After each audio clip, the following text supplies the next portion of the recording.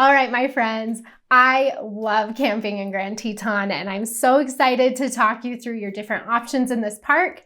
To make sure that you can stay where you want to stay, I will show you how to get a reservation, and we will make sure that you have exactly what you need for your upcoming trip.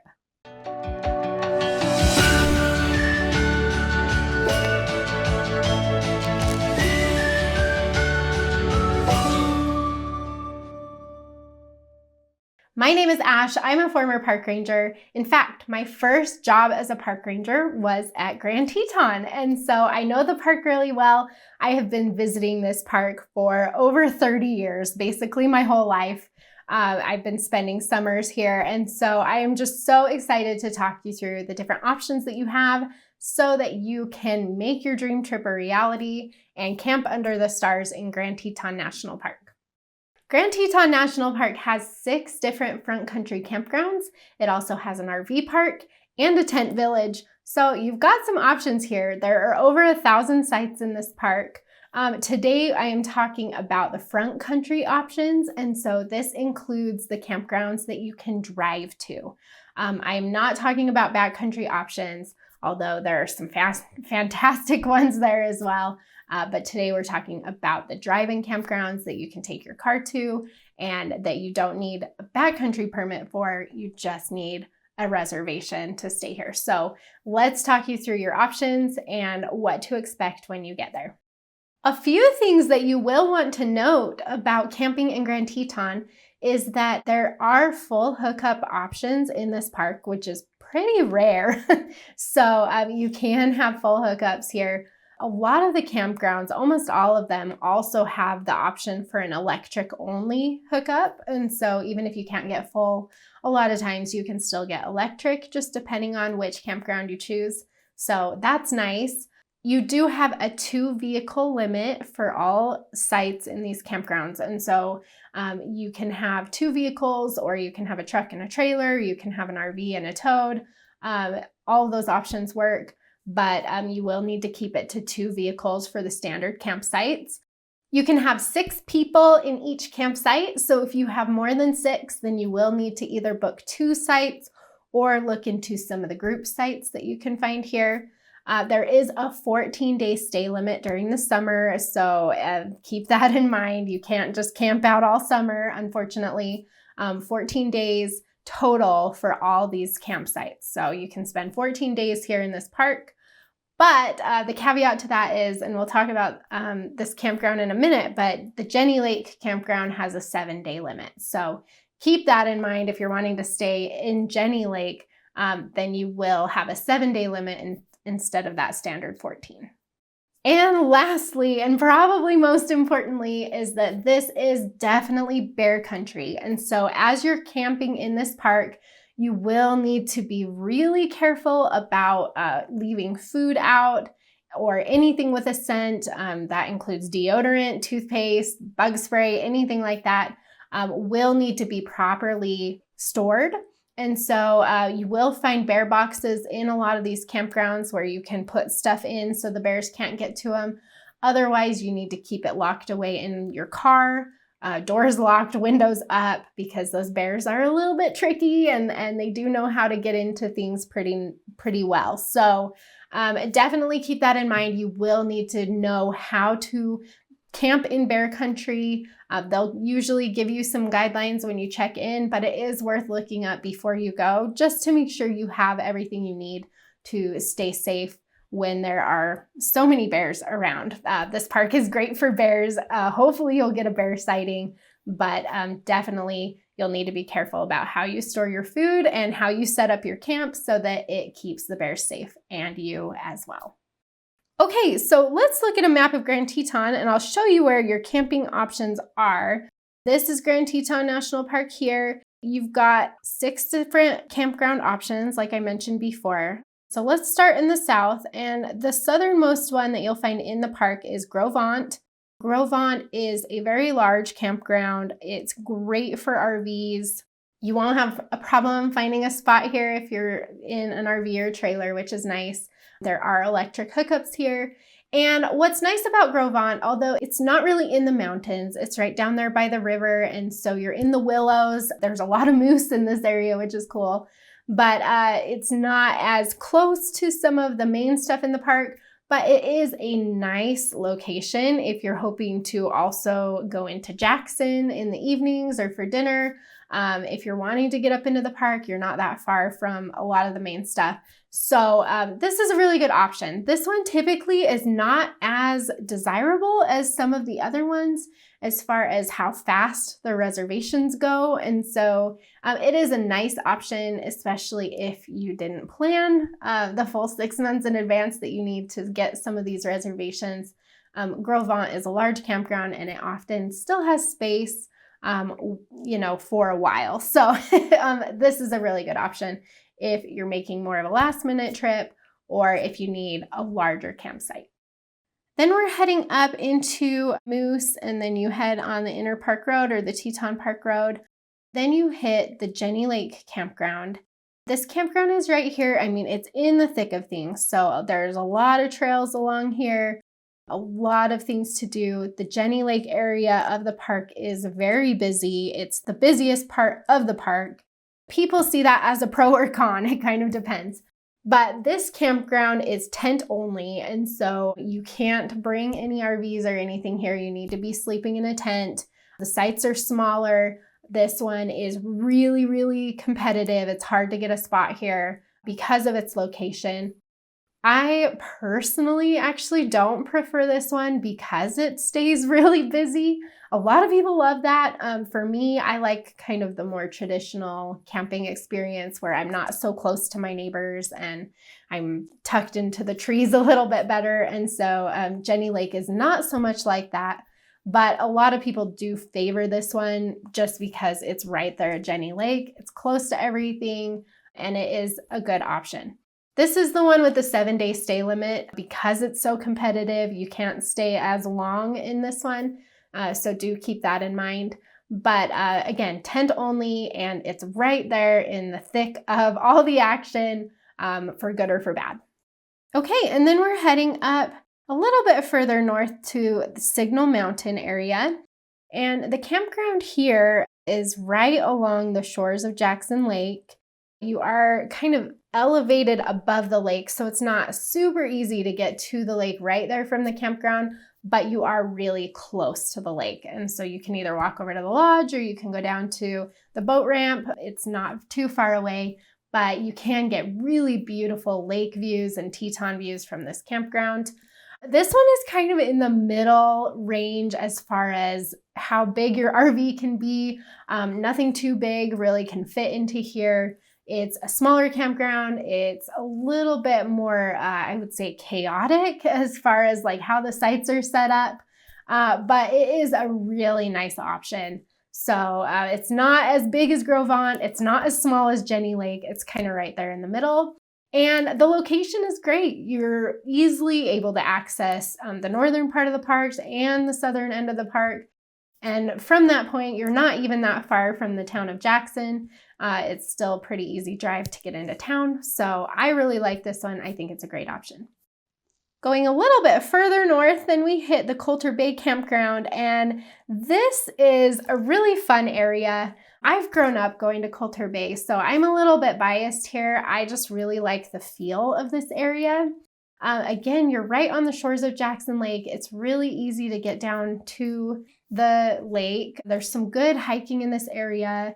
There's a lot of wildlife up here. It's not uncommon to see bears walking through the campground up here. So for good or for bad again, but there's a lot to do here too. Like you've got some good amenities, you've got some restaurants, you've got a visitor center. They do run a lot of ranger programs up here. And so it is kind of like its own little village. This is where you will find, in addition to the regular campground, which is large and is good for larger RVs. You can get some bigger stuff back in here. But in addition to that, they also have an RV park specifically for RVs here with full hookups. So you can do that. This is also where you'll find that tent village that I mentioned, where it's basically a village of canvas tents with shared bathhouses. These canvas tents have like bunk beds in them and a fire pit and a picnic table. So that's an additional option if you're wanting kind of a hybrid between not having to bring your own camping stuff, but still feeling like you're camping. So you'll also find cabins up here too, which is nice. So you basically have all the options at Coulter Bay. It is a little bit further north than a lot of the main activities in the park, so you will have some extra drive times to get down to those more popular areas, but it's not so far north that you're too far away and that you're driving too much. So I like this one. I, again, have some nostalgia here because we typically, all my life growing up, we stayed in either the campground or the cabins, so I love this area. Okay, and then going north from Coulter Bay, this is when you'll hit Lizard Creek. Lizard Creek is up here on the northern part of Jackson Lake. This campground is smaller. It's not great for RVs. It is much better for smaller vehicles and tents. And I don't have a problem with Lizard Creek. Just in general, I feel like it's a little too far north for really exploring Grand Teton well without a lot of drive time. And so I rarely stay up this far. Coulter Bay is pretty much my cutoff for how far north is too north for Grand Teton. But it's a beautiful area. There's nothing wrong with it. It's just that if you're staying up here, you will have some longer drive times to get down to the main areas of Grand Teton. And lastly, our last campground that we're going to talk about in the park, well, and this one isn't even really technically in the park, but they do include it here at Grand Teton, so we're going to talk about it. That is up here at Flag Ranch. You've got the Headwaters Lodge and Cabin, and then you also have the campground here. So there are actually a lot of different lodging options here at Headwaters. You can stay in the lodge. They do have cabins. They have an RV park-ish area that has full hookups, and then they do have standard campsites as well. And so there are a lot of options here. Again, my problem with this one is just it's further north than I like to be for exploring Grand Teton. And a lot of people say, well, you know, I'll just stay there because it's right in between Grand Teton and Yellowstone. And I don't like to do that either. I feel like trying to stay in one place to see both Grand Teton and Yellowstone makes it just a lot of extra driving for both parks. You're not really well situated for either park when you're staying here at Headwaters. You've got a really long drive actually to get up to like Old Faithful and stuff like that. In Yellowstone, you're talking about an hour drive at least to get up there. And then you've got, you know, a 45 to an hour minute drive to get down to the main stuff in Grand Teton too. So it is a lot of driving staying here. I prefer to just be more central in Grand Teton and then head up to Yellowstone and be more central there as well. So that's my little spiel about that one. But otherwise it's fine. If you're able to get reservations there and you don't mind the extra driving, then it will probably work really well for you. Couple other things that I want to mention before I show you how to get a site. There are boondocking campsites kind of all around Grand Teton. You've got some good options. This Grassy Lake Road right here up by Flag Ranch is one of the most popular. A lot of people like to stay up here. You've also got, this is one of my favorites down here at Shadow Mountain. You can camp up here and then you just have gorgeous Teton views out this way. So that's a good option. Those are some really popular boondocking spots. You'll also find some boondocking up here, kind of off this Highway 89. And then you will find a lot of Forest Service campgrounds. Up here you can find some. You can find some down south down here. And so there are actually a lot of camping options in this general area. All right, so now I want to show you how to get a site at Grand Teton National Park. They have switched everything over to reservation only, and so you will need to make a reservation in advance to camp in the park. As I mentioned, you know, there are Forest Service and boondocking options that don't require advanced reservations. So if you want to look up any of those, there's some good websites for that. I prefer the Campendium website to find good sites just outside of the parks. So that's an option, but let's walk you through how to get an actual reservation in Grand Teton National Park. So I'm here on recreation.gov. This is the main reservation site for the national parks. I'm going to put in Grand Teton. And then you just scroll down here, find camping. So you will need to choose which campground specifically you're wanting to stay in. As I mentioned, we have the Coulter Bay Campground, the RV Park, and the Tent Village. Those are all separate reservations. They're not all on one, so you'll just want to pay attention to that. But then everything else is just its individual one. So let's take a look. I'm going to go for Gros Ventre right now. Okay, so I am here on the Gros Ventre campground page, and I'm going to come down here.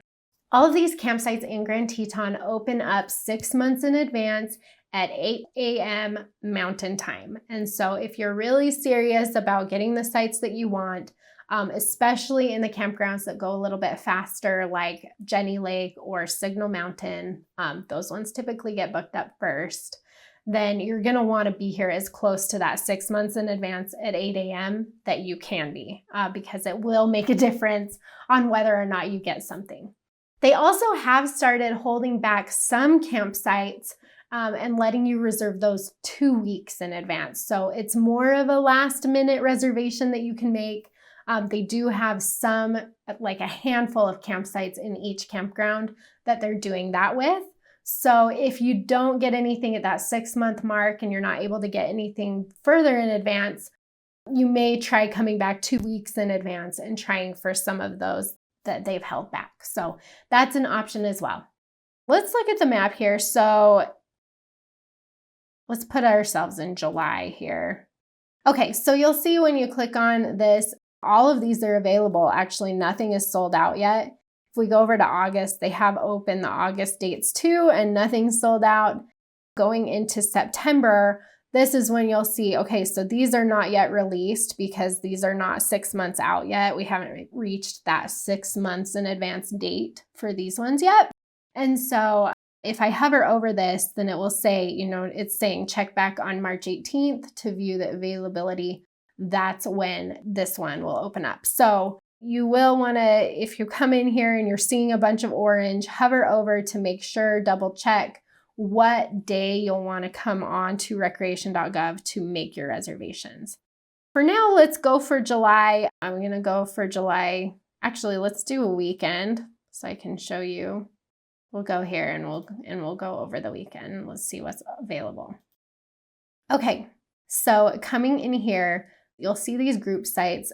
These group sites typically have a number of people that you have to have in your group, and you're paying per night per person. That can add up pretty quickly, but if you have a larger group, those may be an option for you. And these ones typically open up, I think they're a year in advance usually for the group sites. These are our regular sites, and so you'll see there's still some that are not released. These are the ones that are 2 weeks in advance. They are, like I said, holding back a few. Let's see. This one has my dates open, so I'm going to click on this. You are doing it per campsite, and so you need to check each campsite before you make your reservation just to make sure that it has what you need. If we go down, I'll just walk you through this real quick. This will give you the information that you need. This one is only a tent site. This one, if it's an RV site, it will say that it allows RVs, and then it will have like the maximum length. So maybe I'll try to find one like that for you. Also right here, tent only. And then you'll see a picture here that will show you kind of what to expect. A lot of times the pictures aren't that great. Okay, so if you're in an RV, then you'll want to come down here. If you don't want a tent only, then you'll want to come down here, maybe select standard, and then come down here and say, I'm in an RV. And then you can view, like I said, this campground is huge. There are a lot of options here. You'll see, okay, so this one has some openings. So let's take a look. Okay, so you'll see this one has a max length for your RV of 30 feet. This one, so this is where it gets a little bit tricky. As you're looking in here, you will see this one doesn't have any hookups. It's just a driveway. These are your max lengths for this. You can have a 30-foot max trailer. That's where it gets a little bit like, oh, okay, I could probably fit my RV in there, but if my vehicles are also 30 feet and it's not wide enough to fit side by side or to park my vehicle, that may become a problem. These campgrounds usually do have some overflow parking nearby, so even if you can't actually park your truck and your RV in your site, you're usually still able to find some parking. So we've not had a problem with that, but I would pay attention to the RV lengths there and make sure that you're within that bounds for what it says on the site. And scrolling down, this is where you'll see this site can have a 30-foot vehicle, including your tow vehicle. So this one probably is not ideal for me, who I have a 25-foot trailer and a 20-foot truck. So I need a little bit more space than that. This is also generator free, so you do want to pay attention to that as well. Just make sure that you're reading through everything, because the worst thing is when you get to the campground and it's not good enough for the equipment that you brought and you can't make it work. So definitely pay attention to that in advance. I like to go into recreation.gov and look at the different options of campsites that will work for the equipment that I'm bringing. You can use that filter that I showed you to kind of filter them out. A lot of times you can filter them out by length as well. And then I'll do that in advance before the campsites actually open up, so that I can make sure that I have at least a short list of my ideal campsites that I'd like to go for when the reservations do open up. Typically the ones for RVs, the ones that are larger or that have electric hookups or just have more space, those ones will go quite quickly. So even though you can see that there is still a lot of availability for Grand Teton for this summer at this campground, you still won't have as many options if you're in a larger vehicle, because those ones do get snatched up faster. Okay, so clicking into Jenny Lake, this is saying no campsites fit because I had it set for RVs. So let's go back out. And as you can see, for those same dates that I was looking at the Grovant campground, Jenny Lake is totally full. Just a good example of how much faster this campground goes. If you pull up the map, you can see, so there's some availability here. There's some there on Labor Day. Let's see if there's anything earlier. One there. So there is some in May. That's because the park road typically opens kind of right in here. There's still probably going to be some snow on the ground up until you get into here. So those earlier weeks in May are a little bit iffy, which shows in this. So let's take a look at, I can maybe find something for these days. There it is. This is an accessible campsite, and so I really don't like to book these unless it's just the only thing available. Then you're okay too. Let's just click in here and see what it looks like. This is an accessible one, like I said, and for most people, you really shouldn't be booking this, but I do want to show you. So it says you can have a tent. Your maximum vehicle length is 14. And so these are much smaller sites. You are much more limited in what you can bring in here. You can't bring in the trunk campers. You can't have a generator. This tells you what kind of tent you can have. This tells you, you can't even have a tall vehicle in this one because there's trees above. And then, so they do have a note here that's saying if you do not need this site, then you can't use it. Sometimes in the parks, they will let you if it's like last resort and that's all that's left. But this one, I would not, because I do think they'll be checking that really closely and they are trying to leave that completely open for people who need it, which is very good. We should definitely respect that. But just so you know, this campground gets booked up a lot. So as you can see, Jenny Lake goes a lot faster than Grovant. And again, if you're hoping to get something in Jenny Lake, you will want to be on that 6 months in advance, because they're not holding any back for those 2 weeks. And you will need to be on there right when they open up, or they will be snatched up. Okay, let's jump into Signal Mountain and I will show you the whole process here. And so as I mentioned before, Signal Mountain typically goes faster than Grovant and Coulter Bay, but a little bit slower than Jenny Lake. So you can see there is a little more availability here, not so much in July or June, but a little bit. So let's do these dates in August and let's check out what they have. This one you can filter by if you don't want tent only. As I mentioned before, if you have an RV, it sometimes fits in this one, but it is a little more restricted. So I'm just going to go with the standard site and let's see what we have here. Not much at all. If you're wanting those specific dates, you'll have to pick and choose. Let's go with this one. This one has some availability here. Okay, so I'm clicking into this one. This one does not have water, but it does have electricity. So that's a good example that there are some in these campgrounds that have electric only. My max RV length is 30 feet. So you can see on here, that's a pretty good spot for an RV. You'll want to read through all of this, make sure it's going to work for you. Come down here. You can have a tent or an RV. Check this. The driveway length is 32. That is pretty much what you get. This is saying, the width is 15. You can park in the overflow parking if you need to. So that's good information there. So this is a good one for me. I'm going to go ahead and book it.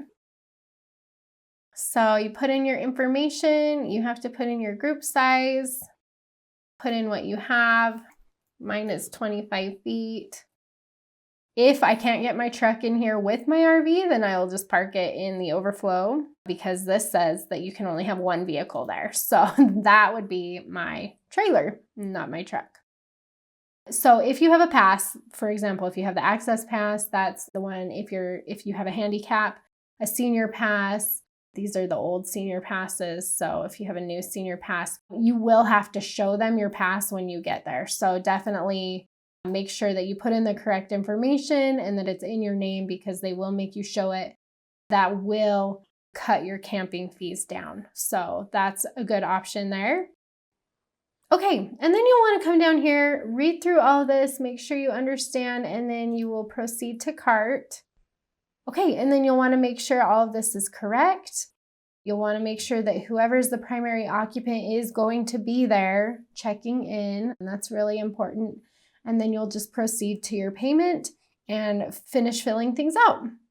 So if you're doing this and you're going for one of those campgrounds that are harder to get a spot in, then as I mentioned before, you'll want to get on recreation.gov early and check and make a short list of the campsites that will work for you so that you can get in there right at 8 a.m. 6 months in advance. Just quickly select the campsite that you need and go through this booking process as quickly as possible. So that will really give you a leg up because if you're trying to get in there and get something reserved, but you haven't done your